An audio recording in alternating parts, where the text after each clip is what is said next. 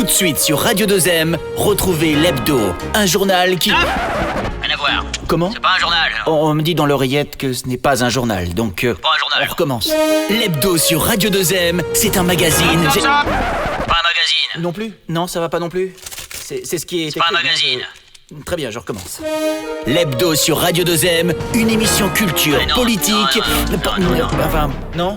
Presque. La refait. Bref, c'est l'Hebdo. L'Hebdo, c'est parti pour 1 heure d'actu. Enfin, je crois, non ? Bienvenue dans votre nouvelle émission hebdomadaire, c'est l'Hebdo que vous retrouverez désormais chaque semaine les vendredis de 18h à 19h. L'Hebdo c'est quoi ? C'est un peu ce que vous avez entendu sur la bande-annonce préparée par notre comédien Christophe Ribaud qui signe, vous le savez, les habillages, c'est la voix de Radio 2M. L'Hebdo c'est un journal mais pas vraiment. Nous allons revenir durant 1 heure sur toute l'actu de la semaine, ce qui se passe dans le monde virtuel et réel, la politique, l'économie et une très grande place donnée à la culture. Bienvenue à vous dans l'Hebdo, c'est parti. Radio 2M, l'Hebdo. On débute tout de suite avec l'image et le son de la semaine, une scène de joie, ils sont heureux. Ils sont heureux pourquoi ? Vous écoutez d'abord et puis après vous essaierez de me dire pourquoi. Alors Ida Ah super. Voilà ça. Ce soir on ça. Attends, c'est la fête ce soir. Ah c'est la fête tous les soirs. Non, on sort en boîte direct. En direct. Je suis contente, très contente. Je suis trop Ils sont heureux pourquoi à votre avis ? C'est les résultats du rattrapage ? Même pas. Même pas ? Non. C'est les résultats du bac ? Non. Ils reprennent l'école.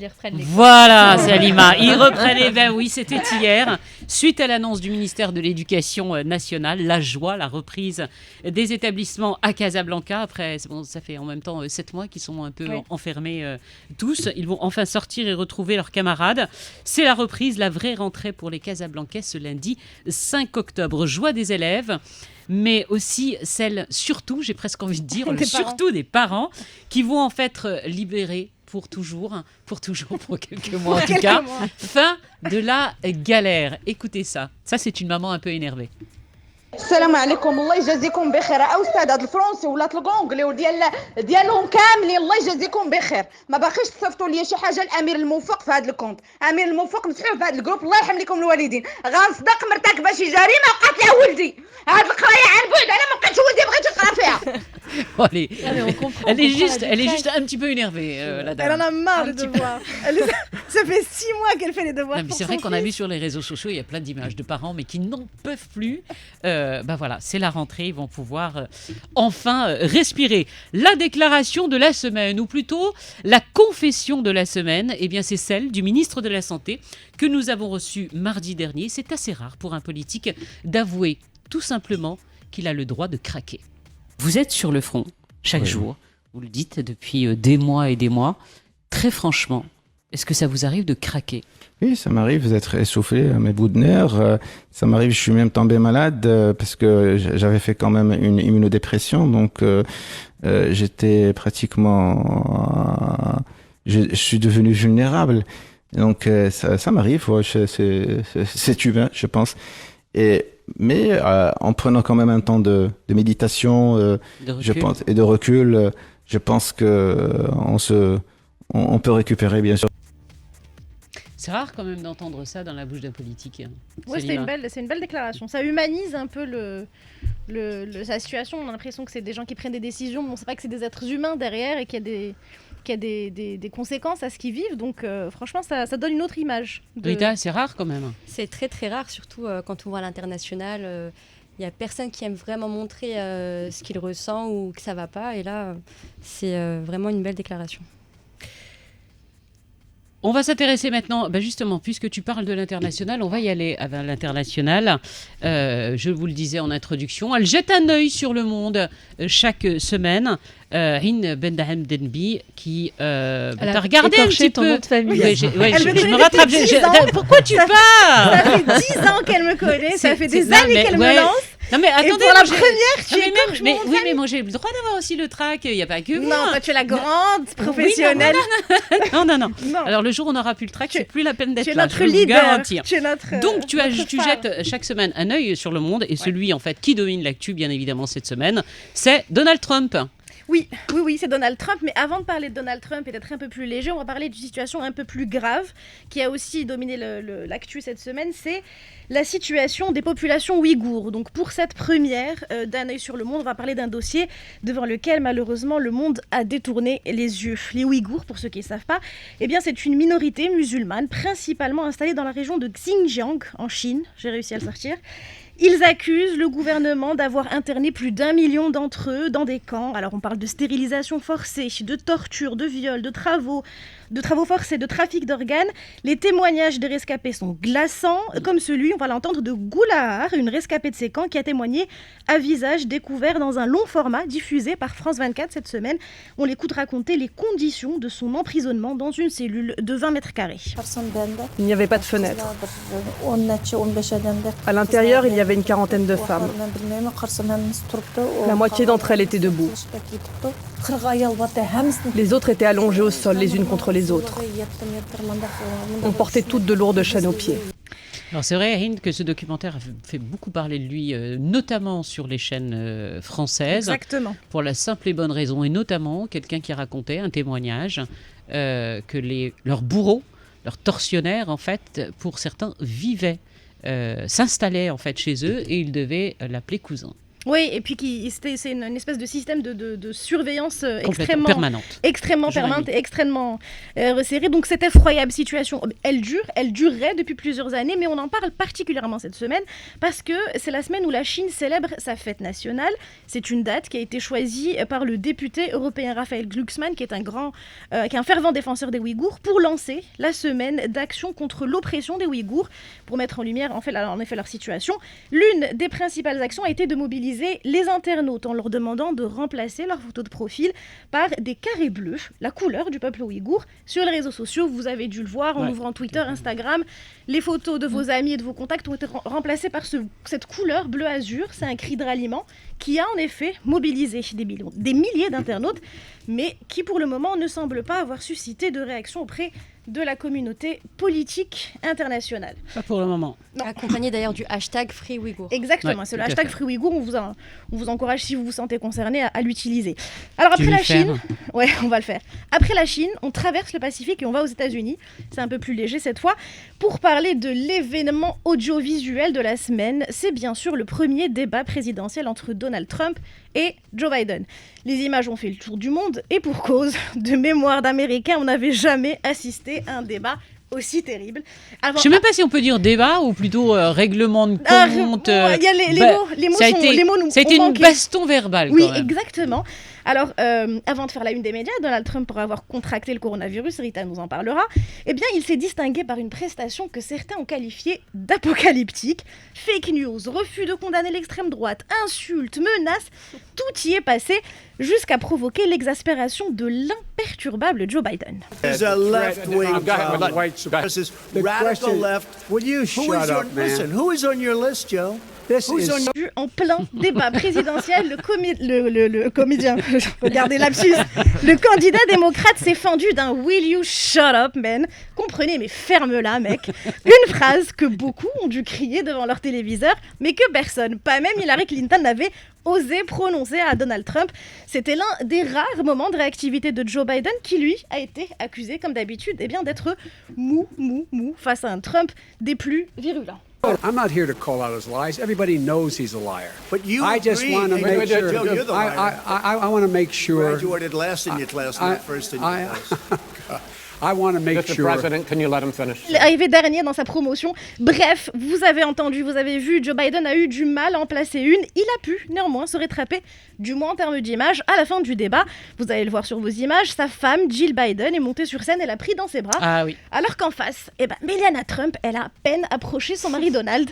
Peut-être qu'elle savait déjà. Il y en a qui étaient dans les Caraïbes, d'autres qui étaient au pôle Nord. Oui, peut-être qu'elle savait déjà qu'il était contagieux. C'est ma théorie.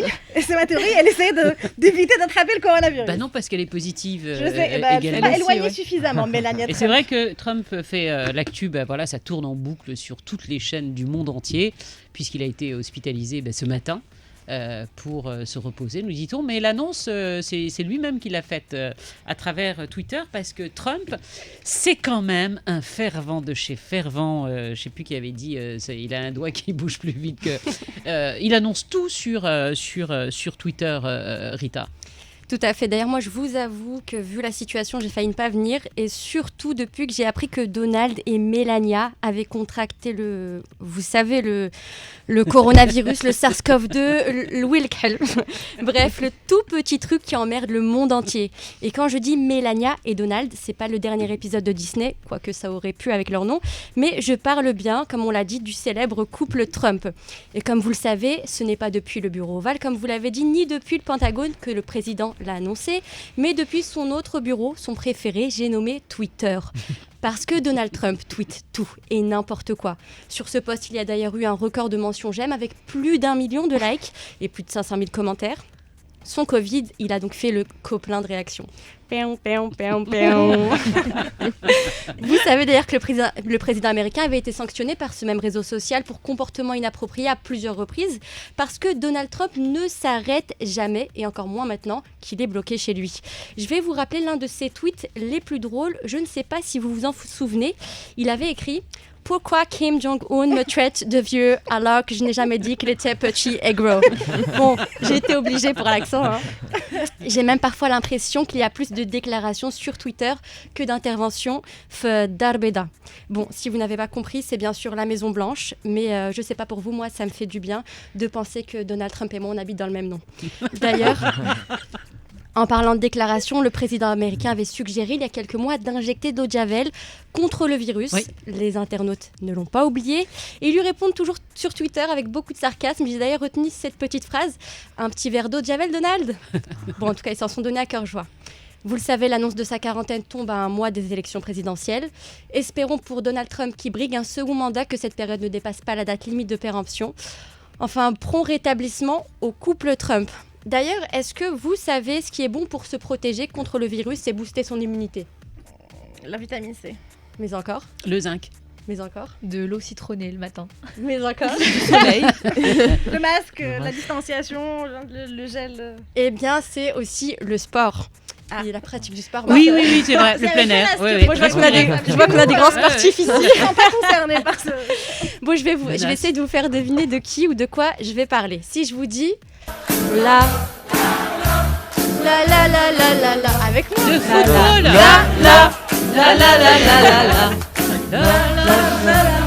Exactement. La Coupe du Monde. Exactement. Tu vas nous parler de... Exactement, et donc il s'agissait de France 98, la victoire des Bleus, notamment grâce au célèbre Zinedine Zidane, grande légende du football. Là, il s'agit de son fils Enzo, qui aurait été approché par le Wydad de Casablanca. L'information, vous le savez, a fait beaucoup de bruit sur Internet. Elle est d'ailleurs partie d'une vidéo publiée par un autre grand nom du ballon rond. Je parle bien sûr de Roberto Carlos. Alors, je ne sais pas si vous avez vu cette vidéo où il s'adresse au président du Wydad. Non. Donc, je vais vous laisser écouter un petit extrait. Écoute. Hello, President Nassiri. For me, it's big pleasure talk to you.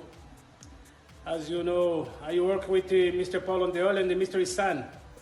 Donc c'est un très grand joueur, mais pas un très grand polyglotte. Le message est quand même passé.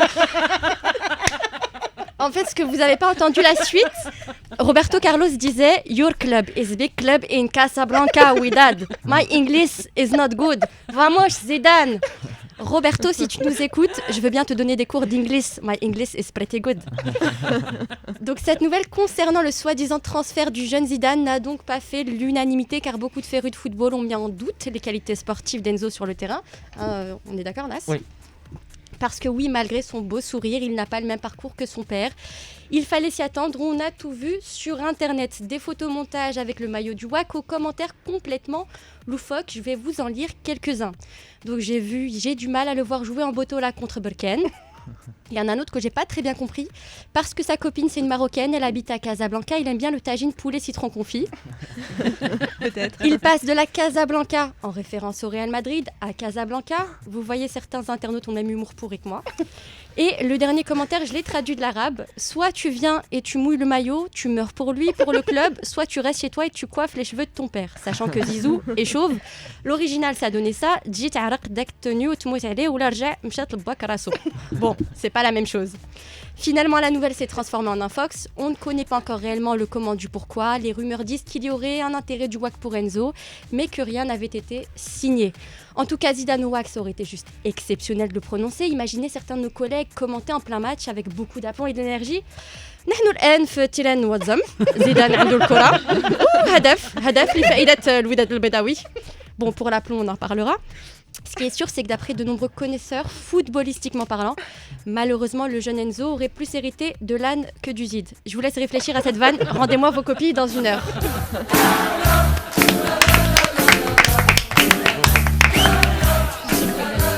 Oui, bien sûr que tu peux réagir. J'ai adoré. Et non, pour plus sérieusement, ils sont en négociation avec Zidane, Roberto Carlos et son agent. Et pourquoi Roberto Carlos, on se dit pourquoi Enzo Zidane va signer au Wydad? Tout simplement parce que Roberto Carlos est très proche de la Fédération royale marocaine de football. Il faut savoir qu'en 2018, c'était l'ambassadeur phare de la Coupe du Monde 2026. Donc il a tissé des liens avec la Fédération, avec Nasseri. Et donc je pense que le président du Wydad en a profité. Mais tu fais de la grande diplomatie, il vient ou il vient pas? C'est toujours en égo. Ben voilà. C'est toujours en égo. Mais juste expliquer pourquoi Roberto Carlos, que se foutait de sa gueule, c'est un très grand joueur. Allez. Mais je suis une grande fan de Roberto Carlos. Hein. Non mais il fait dans la diplomatie là. Puisque tu fais dans la diplomatie, on va parler de politique justement, mais cette fois-ci au Maroc, à la veille de la rentrée parlementaire. Nous aussi désormais, on va avoir notre parlementaire à nous, notre parlementeuse. Je vous la présentais tout à l'heure, c'est Rimel. Oui. Donc qu'est-ce qui va se passer? Tu vas aller chaque semaine au Parlement? Tout à fait, oui. Alors moi déjà, Fithia, je n'y connais pas grand-chose en politique. Et d'ailleurs, qui n'a pas déjà entendu cette réaction de la part de parents, d'amis, de collègues lorsqu'une discussion sur les grands problèmes du pays ou du monde est lancée? Et bien moi, je fais partie de ces gens-là, Fithia. Et vous savez quoi? Je me suis lancé un défi. J'irai chaque semaine au Parlement pour comprendre un peu mieux la politique et ces enjeux. Mais ça veut dire que tu vas demander aux politiques de t'expliquer ce qui s'est passé. Tout à fait, exactement. Étant donné que je fais partie de ces Marocains qui ne comprennent pas du tout la politique. Bon, il y a des mots techniques, il y a des choses qu'on ne comprend pas évidemment. Et du coup, j'irai là-bas et bien évidemment, on se retrouvera tous les vendredis pour vous expliquer ce qui s'est passé. Et tu nous expliqueras. Voilà. Mais tu as déjà fait une petite incursion. Jingle. Allô? La parlementeuse. Alors, la parlementeuse, qu'est-ce qu'elle a à nous raconter cette semaine? Alors, comme vous le savez, au début de cette pandémie qui touche aujourd'hui pratiquement le monde entier, beaucoup de personnes se posaient des questions parce que c'est un virus li هو جديد. Alors, من بعد نضت واحد الضجة parce que beaucoup de personnes je vois où elle veut en venir. Beaucoup de personnes كانوا باغين une explication des rumeurs donc qui circulaient sur les réseaux sociaux par rapport au corona. Et moi donc étant donné que je ne comprends pas les discours politiques, mais on peut toujours compter sur Saad El Atmani باش يفسر لنا هذا le virus اللي هو جديد الكوفيد-19 المستجد et pour nous en dire davantage. On a l'extrait. On l'écoute. أريد أن أقول بأن التطورات ديال هذا الفيروس هذا جديد ماشي جديد الكورونا فيروس قديم ولكن هذا النوع ديال الفيروس 19 كوفيد 19 هو جديد متجدد هو المهم هو جديد مستجد ولا متجدد ولا متجدد جديد من حيث الخصائص ديالو جديد من حيث طريقة الإمراض ديالو لا فيزيوباثولوجي الإمراض ديالو جديد من حيث التأثيرات ديالو على المستوى الصحي. Bref, il est جديد. Voilà, جديد واش مستجد واش on sait pas. Moi j'ai pas compris, Fithia, je sais pas si vous avez compris quelque chose. Pas de moi rien de spécial. Rien de spécial. Non, ce qui veut dire, bon c'est vrai qu'il s'est repris, mais ce qui veut dire c'est que le Covid en fait existe depuis X années et le Covid-19, lui voilà, est une nouvelle version du Covid. Tout à fait. Donc voilà, tu vas aller les titiller chaque semaine et tu vas lourdement insister pour essayer de comprendre. Et c'est vrai que ça nous ferait du bien parce que la vulgarisation chez nos politiques, malheureusement, ça manque beaucoup. Exactement. Et on aura les images aussi, Fithia. Bien évidemment, on espère bien. Qui seront diffusées par ailleurs, voilà. Merci. Tu vas y aller masqué? Bah oui, bien sûr. Tu vas pas l'enlever. Mais j'ai pas le droit. Sinon, de... tu rentres pas au Je studio peux pas l'enlever déjà à la base. Et je mettrai une veste aussi. Est-ce que tu souris toi quand tu es masqué? Bah écoute, j'ai des courbatures au niveau des joues en ce moment. Je sais pas si ça vous arrive aussi. Plus. Parce que j'essaye de. Ça, je l'ai jamais entendu. Des courbatures de joues. Oui, Il y a Corinne Mal que... qui peut nous la sortir. Parce que j'essaie justement de... Tu sais, je fais un effort pour sourire pour que les gens remarquent que je souris quand même. Parce que sinon, ils pourront pas remarquer. Ouais. Souriez, vous êtes masqué. C'est le reportage de l'hebdo tout de suite. Le reportage de l'hebdo. Il est entré dans notre quotidien, dans la rue, dans les transports, au travail. La plupart des Marocains portent ce masque devenu obligatoire. Et avec la partie du visage inférieur cachée, les interactions sociales sont quelque peu troublées. C'est beaucoup plus difficile de reconnaître une personne, mais c'est pas impossible, donc c'est pas grave. Pour communiquer avec une personne, on doit crier en quelque sorte, on doit fournir un effort. ما كتعرفش الناس اللي قدامك ما كتعرفش المعامل بارفوا كتشوف شي واحد كتعرفو ما كتميش راه هذا هو هذاك اولا ماشي هو. Les êtres humains sont faits d'expression,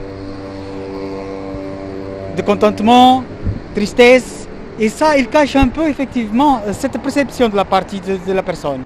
Hasna Alaoui est coach en images. Spécialiste du corps, elle met en lumière l'importance du visage dans les interactions sociales. Elle est unanime, les yeux, bien qu'ils soient moins expressifs, permettent également de communiquer. On a tendance à parler encore plus avec les yeux. Donc la partie supérieure, elle est très présente. Pourquoi ? Parce qu'on a toujours l'impression que l'autre ne reçoit pas parfaitement notre message si on n'exploite pas cette partie supérieure qui est le langage des yeux. D'ailleurs, ce qu'on dit, les yeux sont le reflet de l'âme. Le port du masque change donc notre manière de communiquer et inévitablement, cela brouille nos relations sociales. Mais dans quelle proportion exerce-t-il une pression psychologique ? C'est la question que nous allons poser à un psychothérapeute. Pour Ritam Sefer, ces masques, malgré leur utilité, nous éloignent les uns des autres. On ne voit pas l'autre, ce qui angoisse même inconsciemment. On ne voit pas le sourire, les mimiques. On a moins accès à l'autre. Sur le plan psychologique, on est beaucoup moins en situation de détente, de lâcher prise. Je pense que le point principal, c'est un lien de confiance.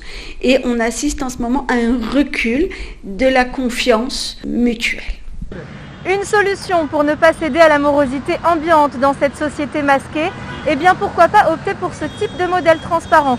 Le premier d'entre eux, baptisé Masque qui rit, a été pensé par une association tangéroise qui vient en aide aux personnes sourdes et malentendantes. Et le reportage de l'hebdo chaque semaine, il sera signé par Salima. Tu t'aimes pas les masques ? T'as un problème avec les masques ? Écoutez, je sais pas pour vous tous, mais moi je hurle maintenant que j'ai mon masque, on s'entend pas, on sait pas ce qui se passe. Autant avec vous, on se connaît, donc on s'imagine ce qu'il y a en dessous, mais avec les inconnus, c'est beaucoup plus compliqué. Ouais. Et donc donc la plupart des Marocains portent le masque, c'est très bien, pas toujours de la bonne manière. Moi, c'est de mieux en mieux, ça va de mieux en mieux, je trouve. C'est de mieux en mieux, mais je rappelle qu'il faut le porter sur le nez jusque sous le menton. Enfin bref. Donc il ne nous facilite pas du tout la vie et les interceptions sociales sont donc forcément modifiées et puis surtout on ne sait pas ce que la personne en face de nous ressent et d'ailleurs quand tu m'as proposé de faire partie de l'équipe, donc nous étions tous en réunion et j'étais masquée. Et donc Fthia me dit mais ça t'emballe pas du tout en fait. Je dis, bien sûr que si. Et c'est vrai que ça se voyait pas sur son visage, ça te tente ou pas Bien sûr que si, que ça m'emballe et j'affichais un large sourire sous mon masque. Et donc oui, donc après il n'est pas du tout question de remettre en question le port du masque, il est légitime et quoi qu'il en soit nécessaire. Mais voilà, donc vous avez vu dans ce reportage à quel point porter un masque au quotidien, c'est pas si anodin que ça en fait. Et c'est vrai qu'en fait, ce sont toutes nos expressions en fait, on ne s'exprime plus que par les yeux en réalité. À moins d'être genre et les mains. C'est alors est-ce que vous avez remarqué Salima, les mains en fait, les gens parlent. Donc, on a déjà l'attitude méditerranéenne habituelle, mais les mains, on n'arrête pas. Je sais pas ce que ça donne en Scandinavie, quand ils sont ou en Allemagne, où ils sont bien carrés, bien. Non, puis surtout dans notre société, on n'est pas du tout habitué à porter un masque. Dans les sociétés asiatiques, ça se fait depuis toujours, depuis qu'on sait que les virus se transmettent par les micro-gouttelettes, alors que nous, absolument pas. On n'en a jamais porté, donc on a dû s'acclimater déjà avec ce nouvel objet. Et puis s'habituer, en dehors du masque, Salima, habitué à ne plus se toucher. On se touche plus. Ça, j'évoque justement nos changements psychologiques et nos répercussions sur notre vie en société, sans parler effectivement de la bise, les bises qui disparaissent, on serre plus la main. Et c'est vrai que ça nous manque. Moi, personnellement, ça me manque. C'est difficile, surtout avec les proches. Il y a des fois où tu te dis c'est bien, là j'aurais pas fait la bise. Finalement, elle est en train de régler ses comptes là en se disant je m'éloigne. Non mais la question que je me pose, c'est est-ce que les bises vont disparaître à tout jamais? Est-ce que ça va changer complètement nos habitudes en fait? C'est une bonne question. Est-ce que quand tout ça sera derrière nous, on arrêtera de faire la bise? Ça mérite une petite méditation. Ça mérite, en tout cas, ceux qui font le footing ou les marches quotidiennes, c'est le moment un petit peu de respiration parce que tant qu'il n'y a personne en face de nous, ça nous permet de courir. Et si vous vous baladez, notamment à Casablanca, ici, quand on marche et qu'on voit les coureurs, ils ont une banane, mais alors souriant. Moi, je passe à travers ma voiture à les regarder. Le sport, justement, belle transition toute trouvée pour parler de sport, puisque chaque semaine, bien évidemment, nous avons notre spécialiste du sport et c'est Game of Sport. Game of Sport. Tu nous parles de quoi cette semaine? Alors, je vais vous parler du tirage au sort de la Ligue des Champions. Donc, qu'est-ce qui s'est passé cette semaine dans le monde du sport? C'est le tirage au sort de la Ligue des Champions. Mais attendez, avant que je commence, on me dit dans l'oreillette qu'on a vu des membres de l'UEFA à côté du Tangiero en train d'acheter un micro-ondes. Ok, ça sent les boules chaudes, tout ça. Ok, eux qui voulaient lancer cette Champions League avec un duel Messi-Ronaldo, on va analyser tout ça. Dans le groupe A, on a Bayern Munich, Atlético Madrid, Salzbourg et Lokomotiv Moscou. Le tenant du titre face à l'Atlético Madrid. Une attaque Costa-Suarez face à Neuer. Ça nous fait déjà saliver. Diego Costa nous a dit que l'un va mordre et l'autre va frapper. Manu, t'es prévenu, ils vont te mettre à nu. Dans le groupe B, on a le Real Madrid, Shakhtar Donetsk, Inter et Mönchengladbach. Ça, je l'ai écorché comme ton nom, Hind. Ouais. Le retour de Hakimi au Bernabéu. Notre Marocain est dans une forme étincelante. 2 passes, 1 but pour son premier match, sachant qu'il est ailier droit. C'est magnifique. Le Real Madrid se cherche, mais n'oublions pas que c'est sa compétition. On passe au groupe C. Porto, Manchester City, Olympiakos, Marseille. On aura le plaisir de retrouver notre Youssouf L'Arabi marocain qui retrouve l'équipe nationale. Par contre, son copain Valbuena, petit vélo, risque de passer un sale quart d'heure au vélodrome. Groupe D, Liverpool, Ajax, Atalanta et Midtjylland. Le groupe des puristes. Liverpool, Ajax, Atalanta, ça joue au ballon. On va être vraiment au top, impatient de revoir l'Atalanta. Dans le groupe E, Séville, Chelsea, Krasnodar et Rennes. C'est le groupe des Marocains. Il y en aura 5. Moulay Haddadi, Yassine Bounou, Youssef Nseri du côté de Séville, Naïf Aguerd du côté de Rennes et Hakim Ziyech, notre star marocaine du côté de Chelsea. Le groupe F, Zénith, Dortmund, Lazio, Club de Bruges. On aura de belles confrontations entre la Lazio et Dortmund. Une confrontation entre les deux des attaquants les plus prolifiques d'Europe, Erling Haaland et Ciro Immobile. Pardon, c'était pour montrer qu'il était immobilier. Bruges, je pense qu'ils feront de la figuration. Je finis. Bruges, je pense qu'ils feront de la figuration. Ça sera juste une destination qui servira à nous approvisionner de chocolat pour les fêtes de Noël. Enfin, le groupe G, Juventus, Barcelone, Dynamo Kiev, Ferencváros. Messi contre Ronaldo, les retrouvailles magnifiques. Finalement, ma source était fiable. Les fois étaient bien au Tangiero pour acheter le micro-ondes. Groupe H, Paris, Manchester United, Leipzig et Istanbul, Başakşehir. Le groupe de la revanche, Paris United, le comeback et Leipzig qui voudra se venger de Paris. La première journée sera le mardi 20 octobre. Entre-temps, l'UEFA a autorisé les clubs à accueillir à hauteur de 30% de la capacité de leur stade. Et ça, c'est une super nouvelle. Moi qui adore le stade, j'étais très content de vous retrouver et je vous dis à la prochaine. Merci. Alors, il faudra que tu fasses très très très attention parce que dans l'hebdo, on a une footballeuse aussi, Rimel. Elle nous a quitté quelques instants là du studio. Il faudra que tu fasses très attention à ce que tu dis. Ouais. Une grande passionnée de football, avec donc elle va de temps en temps bien te titiller. Ah ouais. Après, le sport, ça colle ensemble en fait, le sport, la culture. Hamouda dans tous ses états. Hamouda dans tous ses états. Hamouda dans tous ses états, c'est tout de suite. Alors, il nous parle de culture. Vous êtes habitués à ses coups de gueule dans la matinale. Il part quelquefois en live, on ne sait pas pourquoi. Alors, il part soit dans un rap, soit dans un poème. Ou alors, il hurle tout simplement parce qu'il en a ras-le-bol. Et cette semaine, tu es en colère. Ah oui, je suis très très très en colère. Voilà, en fait. je l'avais dit. Ouais. Il y a des jours comme ça. Il n'est pas toujours comme ça. Tout le temps, même sous son masque, il est souriant. Non, dis-nous pourquoi. Alors, c'est juste tout le monde a suivi la polémique qui se passe en ce moment-là par rapport à la subvention des arts et la culture au Maroc. Tout le monde en parle, les artistes, tout le monde en fait.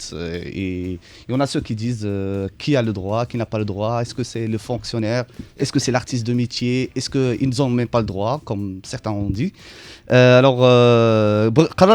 Je vais écrire un peu sur cette question de la subvention en expliquant l'historique de la subvention, comment ça a commencé et en même temps faire comprendre aux gens qu'il s'agit d'une subvention et l'aide à la création et pas une aide sociale comme le corona, comme autre chose.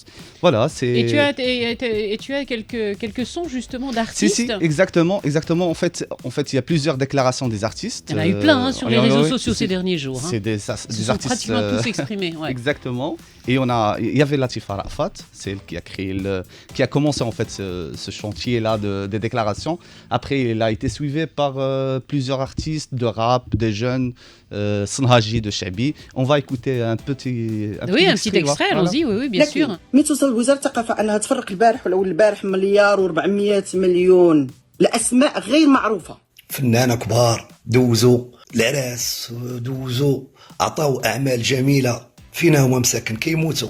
حرام عليكم، حرام عليك يا سيد الوزير. من تعطى الدعم دخلوا شوفوا الاسماء، شكون المسكين اللي خدا الدعم، شكون هاد المساكن اللي خداو الدعم، اللي لاباس عليه. والله يكثر خيركم. انا خدامه ما موظفه ما حتى حاجه ولا ما تعطاتنيش فرصه، راه انا غادي نكون بحالهم، غنكون بحالهم لان تا هما تخرجوا شحال من عام هذا وما كيستافدوش من الدعم.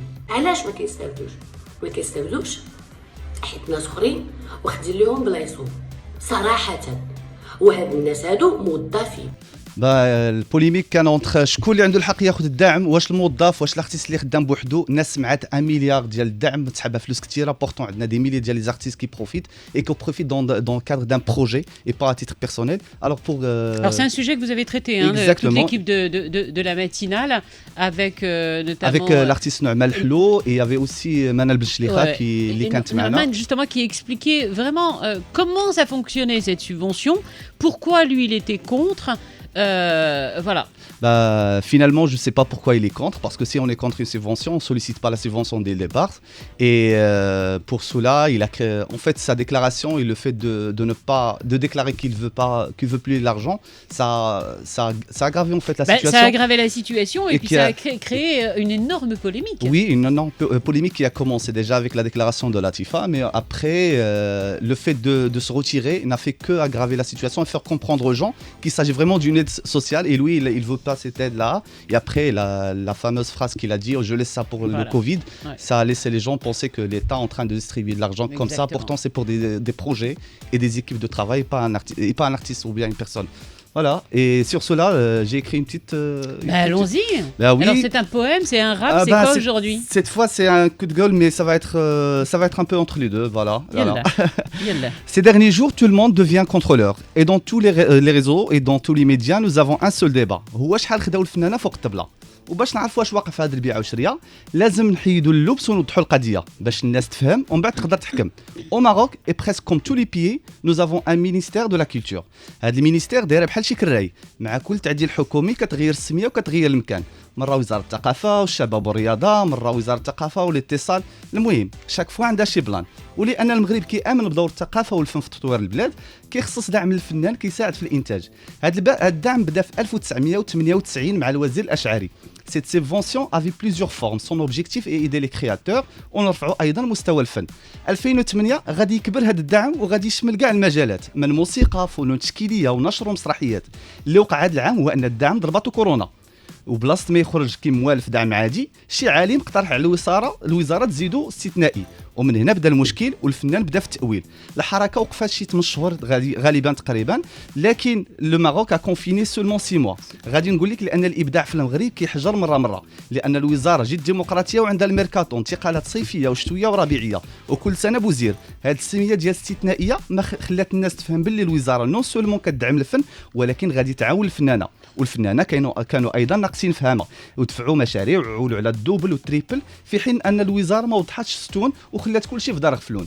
خرجوا النتائج اللي في الاصل كانت هزيله جدا، ما كترقاش لمستوى الفن في البلاد، لكن لارتباطها بالاستثنائيه ناضوا تساؤلات في الفيسبوك والانستغرام على القضيه، وبدات النقاشات الشعبويه واللي ما عمرك سمعتي به ناض كيطير، لان الوزاره فقط ما عطات حتى شي تفسير.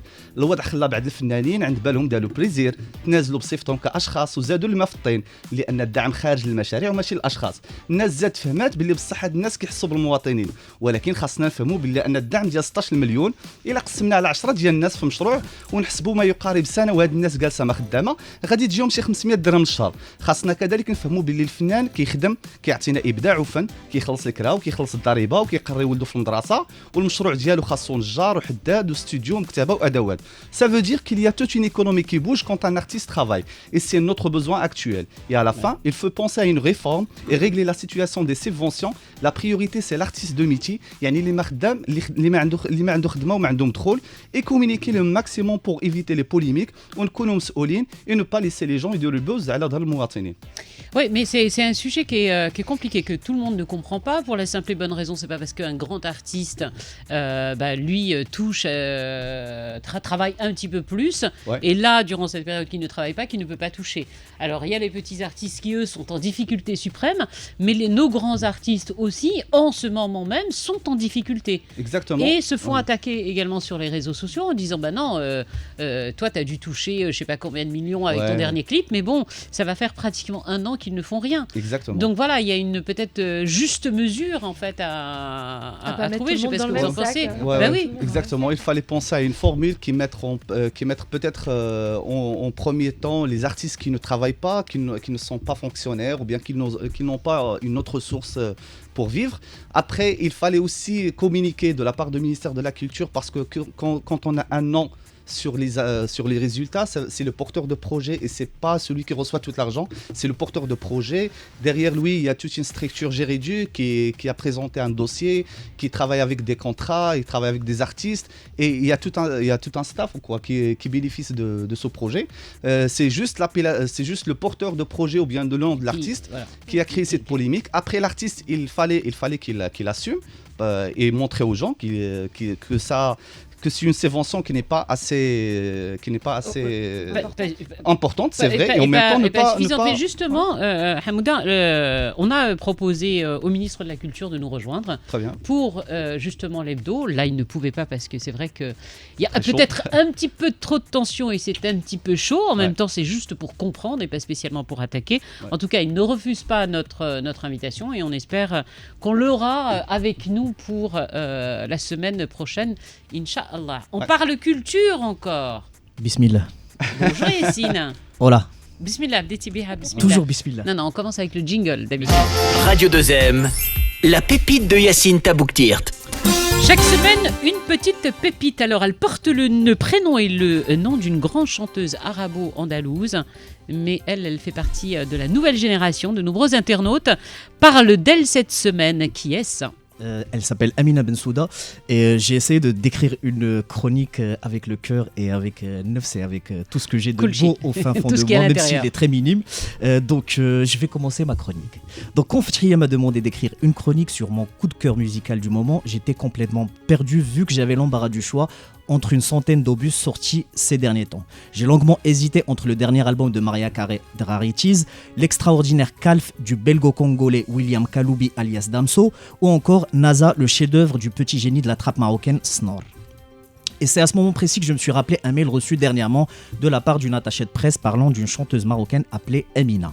Je me suis laissé tenter par cette EP de 5 titres qui s'appelle Confidence, et là, coup de foudre dès la première écoute. Moi qui étais assis dans mon salon... Coup de foudre son à l'image. C'est quand tu l'as vu ? L'ensemble. D'accord. Madame Laouni, laissez-moi finir ma chronique. Moi qui étais assis dans mon salon, camouflé dans ma couette tigre, plus connue dans notre contrée par Mantadien Nmer, je me suis vu téléporté comme par magie dans les rues de Paris, dans une ambiance automnale, faisant couvrir Salah Diali de feuilles mortes et laissant mon corps s'enlacer dans une langoureuse danse dans les bras d'une brise fraîche. 5 chansons écrites avec du fil d'or est macéré dans un spleen qui nous plonge dans l'intimité de cette jeune Marocaine ayant tout laissé tomber afin de se consacrer à la musique. Amina écrit en français, en arabe et en anglais et son univers musical vacille entre chansons françaises et musique folk. On peut y sentir l'influence de Gainsbourg, de Renaud, de Fayrouz, mais aussi de Bob Dylan et de Leonard Cohen. Amina nous ouvre son cœur et nous donne accès à son jardin secret à travers 18 minutes de mélancolie et de tendresse qui racontent sa vie personnelle et ses histoires d'amour. Nous plongeons ainsi dans une ambiance tristounette mais attachante. Je vous invite à écouter Non, je n'y vois pas grand-chose d'Amina.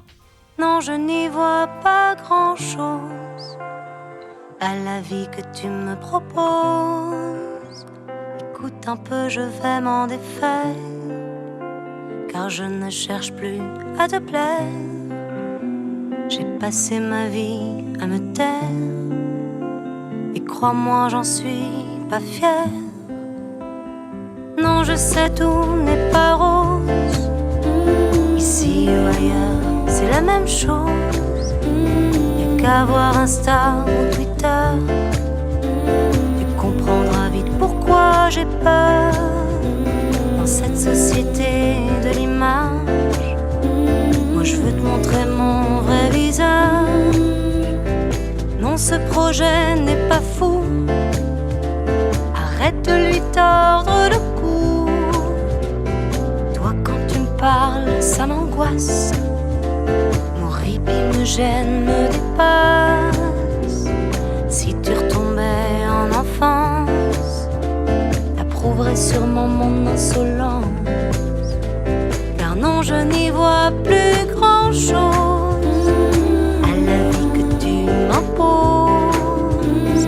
Attends un peu, je vais m'en défaire, car tout ceci m'indiffère. Crois-moi, j'en suis très fière. Maintenant, c'est moi que je préfère. Superbe, jolie, elle a une voix magnifique. C'est vrai que t'as parfaitement raison. On se croirait, on est en train, on va mettre dans les rues de Paris, quoi. Ouais. Tu devrais lui prêter tes lunettes. Ça mélange de Carla Bruni, Vanessa Paradis, Camélia Jordana. Et ouais, Camélia Jordana. Moi, je pensais à Camélia Jordana. Camélia Jordana. Ouais. Ça m'a donné envie d'écouter. Non, très très jolie. Alors, elle sort un album. Elle sort un EP en fait, c'est 5 titres. Enfin, comme je l'ai dit tout à l'heure, elle raconte un peu, elle nous ouvre un peu son jardin personnel. Elle parle en fait de son père qu'elle a perdu, de ses histoires d'amour. Il y a une chanson très intéressante où si on la peut laisser en fond, je m'adresse juste à Hamza, on peut laisser en fond la chanson, elle est superbe. Il y a une chanson en fait où elle parle d'une relation un peu toxique et en fait à force de l'écouter j'ai compris qu'elle parlait de la cigarette et non pas du Amsterdam. Voilà.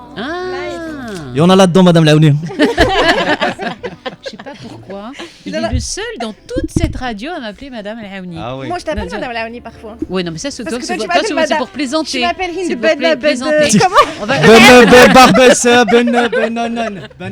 On arrive à la fin de l'hebdo les amis, merci beaucoup à tous, merci Salima, merci Hamouda, merci Rimel, merci Nas, merci Hind et merci Rita. Merci à toi. La semaine prochaine bien évidemment toute l'actu qui revient, on essaiera de vous décrypter toute l'actu un peu sur ce ton-là. On espère que vous serez très nombreux à nous suivre, donc à la radio bien évidemment, mais aussi en images sur toutes nos pages des réseaux sociaux, que ce soit Facebook, Twitter ou Instagram. On vous donne rendez-vous à la semaine. On va se tourner vers la caméra qui est tout en haut avec Oumaima qui est avec nous. Ciao, à la semaine prochaine. Radio 2M, l'hebdo.